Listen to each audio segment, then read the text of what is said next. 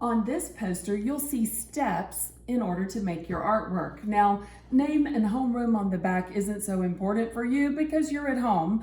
That was for kids at school, but this tells you start with the body, and the body is about half of what the size of whatever your paper is. It can come in from the side if you want it to. The head is not as big as the body, it's not as tall as the body, but it fits nicely on the body. And then the ears, we didn't even talk about the ears when we looked at the cat, but a cat's ears are triangles and they go a little bit out to the side. They're not right on top of the head.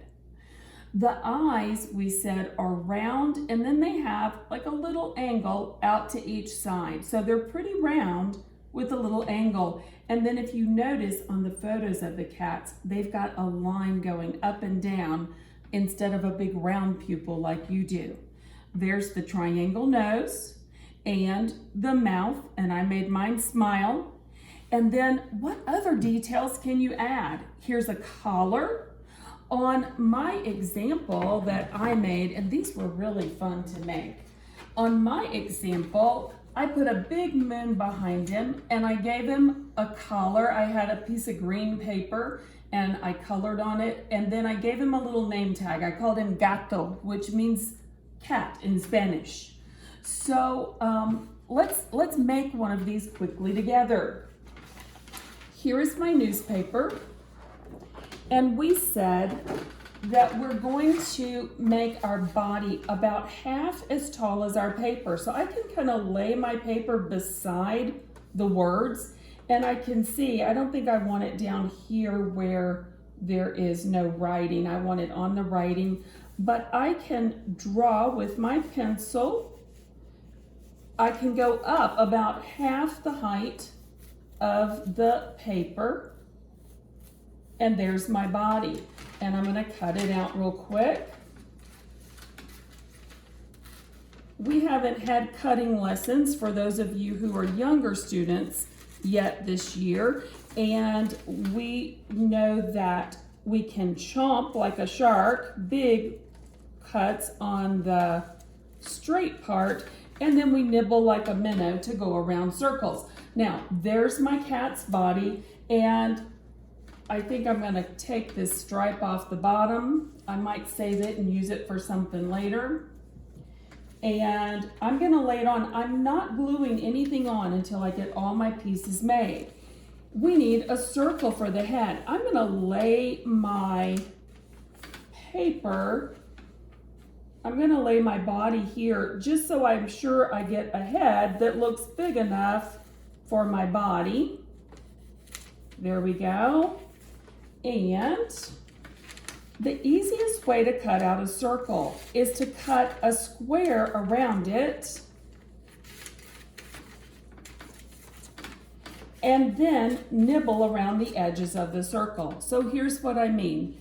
Here's my circle, and I'm gonna start my scissors. I don't chomp like this because that just gives me a straight line. Instead, I nibble. Do you see how my scissors are doing this? I'm nibbling like a little minnow around the edges of my circle, and this hand turns the paper. For those of you who already know this, thank you for bearing with me, but some younger students are gonna see this and they might need to know that they need to nibble like a minnow. There we go. Now I've got my body and my head. I need ears. And ears are easy. They're triangles. I don't think I even have to draw them. I need to make them nice and big. I can always cut them down if they're too big, but that's pretty good. There's one ear and two ears. Okay, a triangle and a triangle. Now remember, cat's ears do not sit up on the top like this. They go out to the side. You can look and see how his ears go, not way out to the side, but they tip a little bit to the side. And there's my ears. I think I'd like to have a moon. So if you want a moon, since Halloween will be coming before you know it, really to make a moon in a square, all I have to do is round off the corners, and there's my moon. So I rounded off the corners, and here's my moon. And I'm nibbling, nibble, nibble, nibble. And there's my moon. I'm gonna put it back behind my kitty cat. That's kind of fun. And I can add whiskers. Now I'm ready to start gluing my cat down.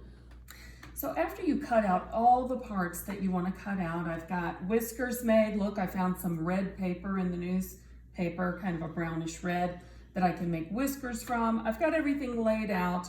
I could cut out a nose or other things, but for now, I think this is all I'm going to cut. I'm going to move the pieces of paper off now that I know where they go and that they fit. And now we're going to start to glue. You don't want to glue just on your table. You want to have maybe another piece of paper underneath and put the paper on that. And I'm going to start in the center and I'm going out with my glue. And this way it protects my table. I don't get glue all over my table, but I get nice coverage on the edge. When you don't do that, sometimes the edges kick up and they don't make for a very nice looking collage. So I'm gonna put it all the way down at the bottom of my paper, and then I'm smoothing with my hand, nice and smooth.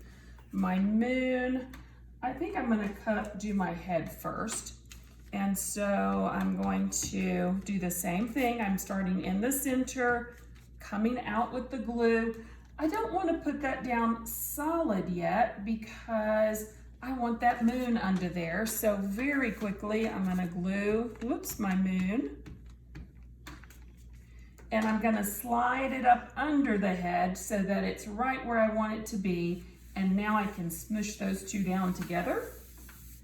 Let's see, my ears. So I went ahead and glued my ears on and most of the whiskers. I do want to show you I'm gluing whiskers because smaller things are sometimes hard. I'm going to start on one end of I'm starting in the middle of the whisker and coming out, and then I'm going to the other end. I'm starting in the middle and going out. Doing it on the paper because look at all that glue. I don't want that on my table. The whiskers, I'm going to put the last whisker on. They don't all have to touch in the middle. A cat's whiskers start all out in that, so it can be out there. Now, you could glue on eyes and a nose if you wanted to. I think I'm going to use my color pencils. I'm going to move my gluey paper out of the way. And let's see, I think I want to outline the nose. Maybe I'll color it in first. Let's see, this is a red, I think. And I'm gonna go ahead and give him a little pink nose. Some cats have pink noses, some have gray noses or black noses. Mine's gonna have a little reddish color nose. And I'm gonna outline it because I want it to show up really nicely. And then there's my upside down triangle. We said that the mouth goes down and then it loops out and it loops out again. Look how easy that is. He has some personality, doesn't he? And then I can draw my eyes. I made a little bit different kind of eye for that cat. You can make whatever kind you want, but the one that I showed you on the poster is a round eye, and then it has a point. The points, cat eyes kind of slant. So one point is up in the air and one is down pointing at the nose, okay? And then here's another big round circle and there's a point down it. It points at the nose, and up at the other end, points kind of up at the ear, okay? And let's see, I had green eyes on my first cat. Look at that cat's eyes, blue eyes. I think I'm gonna give this cat blue eyes. So pretty. So I'm just doing all of this with my color pencil. Like I said, you are welcome to try to find papers that would be those colors. You might even find in the newspaper, just like I found this pinky, brownish, reddish color for his whiskers. Now, we said the center of the cat's eye, you can see they almost look like a line coming down. They don't have a really big, wide pupil like we do. There, he looks like a sweet little cat, doesn't he? I think I'm gonna give him a few hairs in his ears. And I'm making the hair just with some little strokes. And you can really add any kind of decoration you want. You can see lots of cats have markings of different kinds. As a matter of fact, I think this one I might give some black spots to. And so I've got to be careful that I don't color it black where it touches the black or it wouldn't show up very well. But this is really nice. The color pencil or crayon would let the words show through, so you still get the texture. And then let's see, I think I'm gonna put maybe a black spot down here. And we need to do a collar. So you could cut your collar out of paper if you wanted to, and I'm going really fast. If I was doing this for my real artwork, I would really take my time to do it nice. Always take your time and do your best, okay? But let's see, I think today, since we're on a video and we've got limited time, let's just do a collar with our pencil. It curves and it curves. And I'm gonna color it in orange. You can make your collar as fancy as you want it to be. Maybe you even have some little jewels or beads at home. You could glue those on too. That would be part of collage. And I'm gonna make him a name tag. For this one, I cut a piece of paper and put it on for a name tag, but I think this one, I will just, let's see, the moon is yellow. I don't want it to be yellow. I'll make it green. So he's gonna have a green name tag. And I can still see the words through it, and that is fine. That's part of the charm of our artwork. And let's see, what's a good name for this cat? Let's call him Fred. A cat named Fred. And I'm not really loving how my color pencils do that. I might need a marker, or maybe you have a ultrafine Sharpie with your parents' approval there, something like that to make your name tag with. Probably on white paper it would show up. What do you think? There's my kitty. I hope you have fun making a kitty or a dog or whatever you decide to make. Why don't you start with a kitty if you're a younger student, and then get more adventurous if you enjoy it.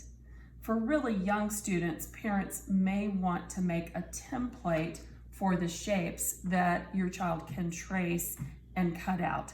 But probably third grade, I think you should be able to cut these shapes yourself. Good luck.